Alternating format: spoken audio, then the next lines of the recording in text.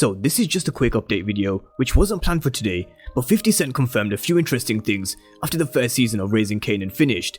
He confirmed when we'll be seeing Breeze and when we could be seeing a young Tommy and Ghost, and we'll find out what happens to Raquel and the Thomas family. So we're going to discuss those three topics in today's video, but we're also going to paint the whole picture of Raquel's relationship with her family and why she's got to go, one way or another, either dead or in prison.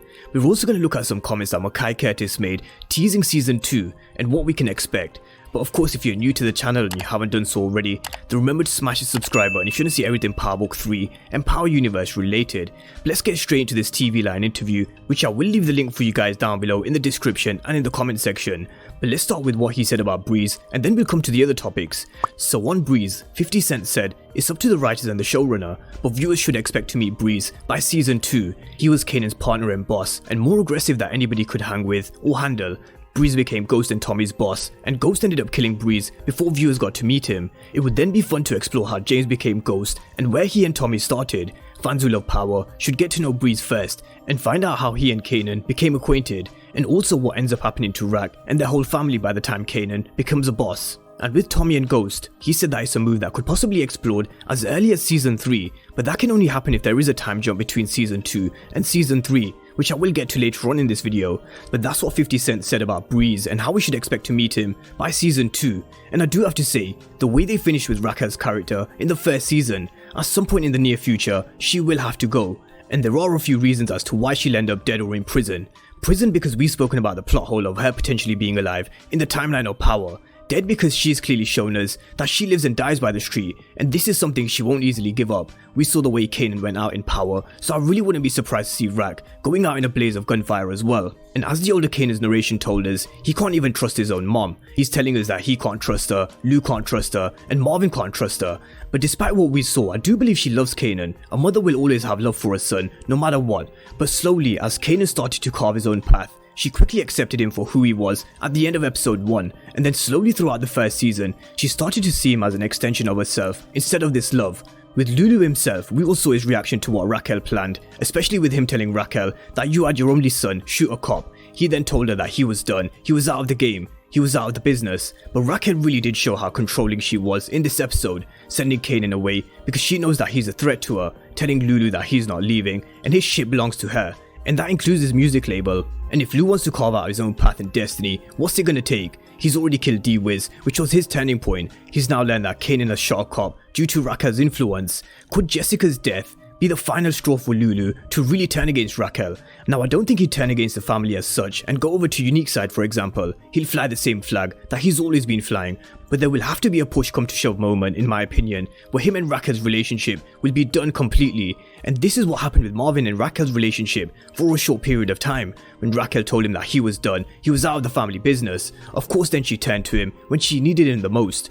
But we've spoken about Raquel being responsible for Marvin going to prison before, and how she could potentially have been the one to send the cops to Marvin's place when he was high off his own shit, knowing that this would lock him up, leaving her to take control over the Thomas organization. Marvin even said himself in the conversation with Lulu in episode 5 that he was set up. And could we have just seen the same again? Let's not forget, Symphony warned Raquel that Tony can't be trusted in episode 9, and I wondered whether this piece of information would go over Raquel's head because of how angry she was, but nothing ever goes over Raquel's head. As Kanan said, she finds out everything, she hears everything, but I don't think Raquel purposely never told Marvin about Tony, because this definitely would have put her plan in jeopardy, because he was supposed to take Kanan out of the city. Now I actually want to add Scrappy to the mix as well, because he told Raquel that he was someone who needed to be spick and span, and someone who slowly started to climb the ranks of the Raquel's organization already. And with Lulu focus being away from the game, I think we'll see Raquel start to rely on Scrappy a lot more in the coming season.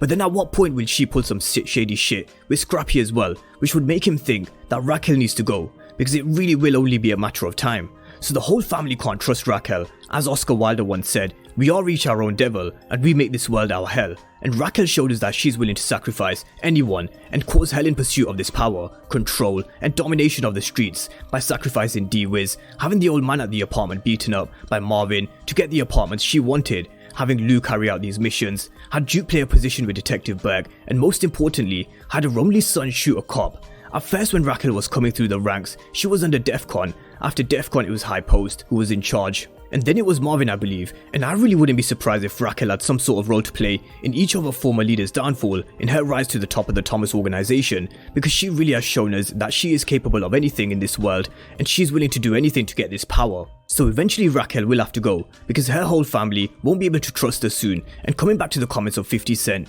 when we really are introduced to Breeze, as 50 said in his interview, which should be season 2, then where does this leave Raquel and the Thomas organization at this point of Breeze's introduction?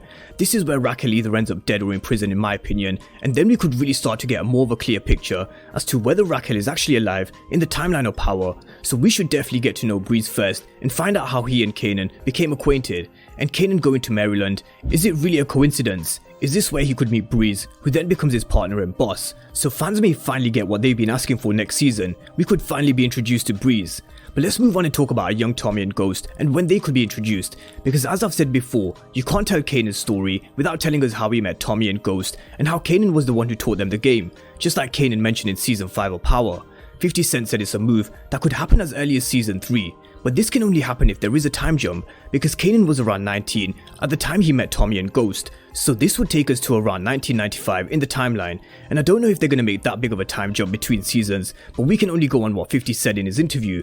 But it does make sense to introduce a young Tommy and Ghost into the storyline, because as some of the main characters start to be killed off or being sent to prison, for example Rack, Unique, Lou or Marvin, then this would really be the perfect time to introduce a young Tommy and Ghost and transition into this storyline where Kanan is their boss and Breeze is running shit. It refreshes the storyline and paints the full picture of Kanan's life growing up and how he went from this naive kid that we've been seeing in season 1 to writing the blueprint for Ghost, with Ghost eventually taking out Breeze and then Kanan as well. So that's the latest information for season 2 of Power Book 3 Raising Kanan.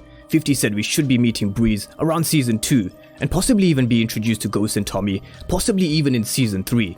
But other than this, Mackay Curtis did tease a bit of season 2. Because they have finished filming 4 episodes, he said that it's just a continuation of actions and consequences. There's going to be some stuff happening that again, we're going to see how it molds and shapes Kanan and what it does to his psyche. The family's in an entirely new space and different dynamic now, so it's them navigating and figuring out where they can step, where they can't step. It's a lot more complicated things going on, it's wild. So that's where I'm going to leave it. Apparently season 2 is going to be wild, and it would be as Raquel gets darker and as the show gets darker. So let me know what you guys think of the new updates. I've linked the article down below for those who want to take a read, but drop all your comments down below. Let me know your thoughts about Breeze potentially being introduced in season 2. Drop all your thoughts and comments down below, and of course if you're new to the channel and you haven't done so already, then remember to smash the subscribe button if you want to see everything Power Book 3 and Power Universe related.